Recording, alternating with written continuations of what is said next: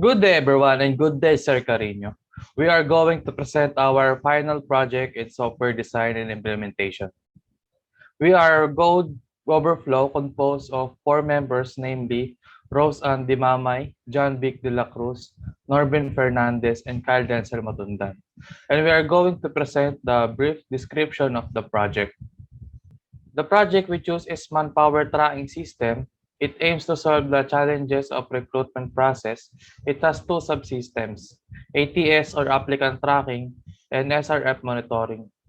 This project intends to speed up the recruitment process and the compliance of service requests sent by the client of the company. This system will also be given a platform for applicants to apply for a job and view the status of their application. Next is for planning the project. Here's the list of the activities of our project 1 from chapter 1 up to prototype of the project.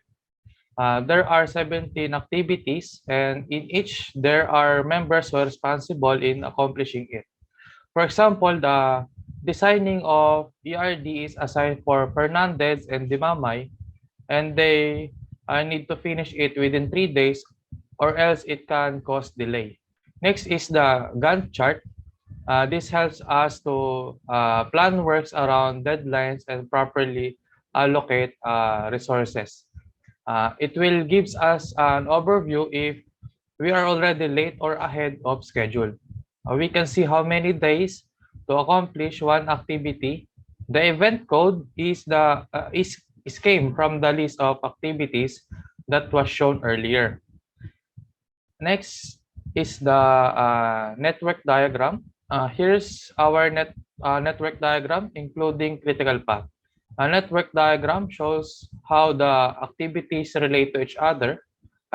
It also shows the sequences of activities, meaning that in order for you to reach node 9, you need to finish first the node from 1 to 8. From this, we can tell what is the most important path to focus on, especially the critical path. This patch should not delayed because if an activity of this path is delayed, the project will be delayed. That's why it's important to be aware of the deadline. After the planning, this is the next part of our project is the design. So here's the context level diagram of our system, where we can see the entities who will use our system, such as applicants, HR, supervisors, clients, and employees. From this, we can define and clarify the boundaries of the software system. It identifies the flow of information between the system and external entities. In short, this gives us a context of the data flow diagram of our system. And the next one is the top level diagram. So in this, we can see this is more detailed compared to the CLD or the context level. As you can see, the processes such as the SRF monitoring or the sending of SRF from clients, create job posting, applicant screening, or the pre-selection for interviews, notify selected candidates, record requirements, and lastly, is to create a review meeting schedule. And also, it also includes the generate reports. So this is for the employee. So the creation of review meeting schedule, this is for the employee to know if he or she performed well in his or her job. You can also see the proper flow of data on where it will be stored. For example, the SRF, applicant, and performance appraisal tables. We got this table from the ERD or database design of the system. So from this, we can already identify the flow of our system by just basing on the number of the processes, such as from 1.0, 2.0, and 3.0. And now we go to the child diagram where these processes will be exploded. So the first one is the 1.0 or the SRF monitoring or the monitoring of SRF. So from this, we can see the first process, which is the adding of service requests or the sending of SRF from the client. So for example, from this, you can see that the SRF is being stored in the database. After it, the clients can view the status, which includes the list of candidates and their profiles. so that they can select the candidates that they want, that the HR provided to them. After it, the system will record the selected candidates, in which means that the candidate is already accepted and they will be automatically emailed in the system, or they will be automatically notified in their email or in the system. The next is the 2.0 process. So from this, we can see, or this is the create job posting. From this, the first arrow, we can see the SRF, because there will only be a job posting once there's an SRF has been sent by the clients. After it, the system will automatically create job posting once it has been verified by the HR supervisor. After it, uh, this create job posting, these are the things that the applicants can view or see in their interface. After it, the applicants will go to the next activity, which is the assessment, or where it includes the interview, the orientation, and etc., or the taking of aptitude tests to better understand their characteristics or personality. So the next is the 3.0 process, which is the screening of applications for the selection of the candidates. We can see the first process is the application, which will be viewed by the HRs. Then after it, if the applicant passed the initial screen, then they will be scheduled for the interview. After the interview, the HR will need to send the overall assessment of the candidates for the final selection of the candidates. So the next process is the 4.0 notifies the candidates. This is just to show how are the candidates will be notified. As we can see in the first is the viewing of profiles, then next is the selection of the candidates, in which it will be sent to them. And the system will automatically email or notify them in the system, telling that they have been selected or hired. So the last process that needs to be explored is the 6.0, or the review meeting of the employee. This is the part where the HRs and the supervisors of the employees decide whether he or she deserves to continue his or her job. The first process is the recording of performance appraisal, which is sent by the on-site supervisor. Next is the viewing of appraisal of employee. Lastly, the supervisor will need to schedule a meeting with the employee to tell their decision whether they pass the probationary period or not. The next is the design in the ERD, or the end diagram. As mentioned earlier, there are already tables that was shown in the DFD. And as we can see it also here, such as the applicant performance appraisal and the SRF, this diagram gives a snapshot of how these entities or tables relate to each other. We can see the cardinality of tables, for example, for the client's restaurant manager and service requests. A restaurant manager may have one or more service requests, while a service request must have only one manager. This will help us on how we are going to develop the database of the application. For the use case diagram, for this we can also see the actors such as applicant, on-site supervisor, client or restaurant manager, HR and HR supervisor. This diagram tells us the scope of each entity. For example, the applicant can register and log in, apply for job posting, and view its status of application. After being selected, he will be given a chance to view the requirements before the company deploy him or her. Next is the client. He can send SRF and view its status. He will also be given a feature to view profiles of the candidates to effectively select candidates. The HRs can view the list of applied applicants and view their application for initial screening. Then after, if they will be sending the overall assessment of the candidate for the final selection. Lastly, is the HR supervisor, where they can verify SRF to create job posting and view performance appraisals and reports. Next. Since there are too many use cases, we will only discuss one scenario, which is apply for job posting. From this scenario, we can see the details of the scenario that was not discussed in the diagrams. The actor for this scenario is the applicant, and the description is for the applicant to be applied for the job posting and send application. It will be triggered by logging in, going to the job posting page, choosing a job, then clicking the apply button.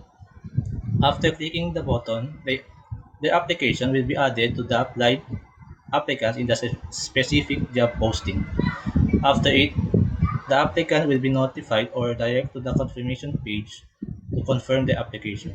From the bottom, we can see the pre and post conditions. The precondition is that the applicant is in the job posting page, and the post is the applicant has successfully applied. The assumption are the applicant should have an account and a browser. The issue here is how many times can the applicant apply for a job posting. Next. Next design is the activity diagram. The scenario that we can use here is the same, which is the applicant applying for a job posting. We can see the detailed flow on how the HR and client act in the job posting. The, this portrays the applicant from logging in, apply for job posting, viewing the status of application, and if passed, view the requirements, and if selected in the final selection, the candidate can view their contract. Lastly is logout. We use Swimline here. There are four columns such as applicant, system, HR, and client. We can see general flow of HR and client on how they view and select candidates for the job. Next. And the last design is the sequence diagram. From the term itself, this portray the sequence of activities. The activities are also numbered to identify the first and last activity. From the diagram, we can see the first process is the sending of SRF, then verifying it, then posting a job. Next is the applicant searching for job and viewing the vacancy. Next activity is the filing of applicants application and the selection of candidates from the initial qualification. After it, the HR department will assess the candidates to make a short list to be given to the client for them to select. Next is the contract signing, and if signed, the employee will be deployed. Lastly is the progress of SRF on how many employees have been deployed already and if it reaches the given headcount. On the last part, which is the implementation. So here are the interfaces of our system or the application, the manpower tracking system. So we use Wix in creating our prototype. So from this, the only things that are working here are the buttons and or the links. And it has no code such as it has no functionality, only the button. So from the first page is this, which is the login. From this we can see the email and password, the login button, and the register. So if you don't have an account, this will be the registration, where it will include the first name, last name, email address, password, and confirm password. So later on, as they apply for a job, they will be required to input their credentials or their educations, work experiences, and etc.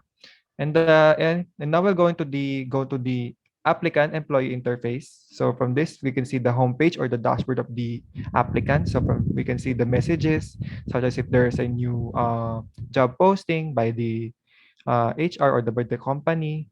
We can also see here the date and who sent the message, job conworks or the JCW.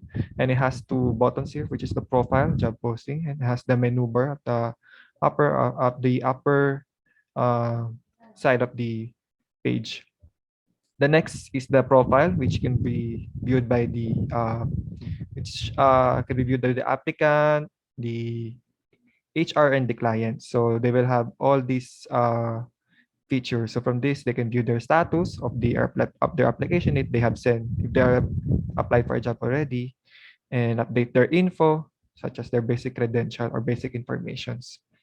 And next is the job posting. So this is the applicant interface wherein they can apply for a job, wherein they can see the job opening, hiring lead and created on, and the status if it's open or closed already. And the lastly is the next one is the status of the application of the employee. So from this, we can see that the uh, application of the employee of the applicant has been accepted by the HR. So from this, after they have been selected, they will now go to the next activity, which is the requirements. And the applicants have the ability to view all the requirements they need to pass before them being deployed in the restaurant in the restaurant or in the client's location. This way, there are 12 requirements such as information sheet from 1 by 1 to 2 by 2 picture. And next is the HR supervisor interfaces. From this, we can see their dashboard, which is different from the employee side. From the HR supervisor, they can see this is just an example of this data visualization, but later on, as we develop this, there will be more. And there are two buttons here, which is SRF and hiring. So for SRF, the HR will have the ability to view all the service requests from clients and their information such as the head count, how many the client need, and the restaurant manager when it was created, and status if it has been verified or not. Or and they can also view the SRF.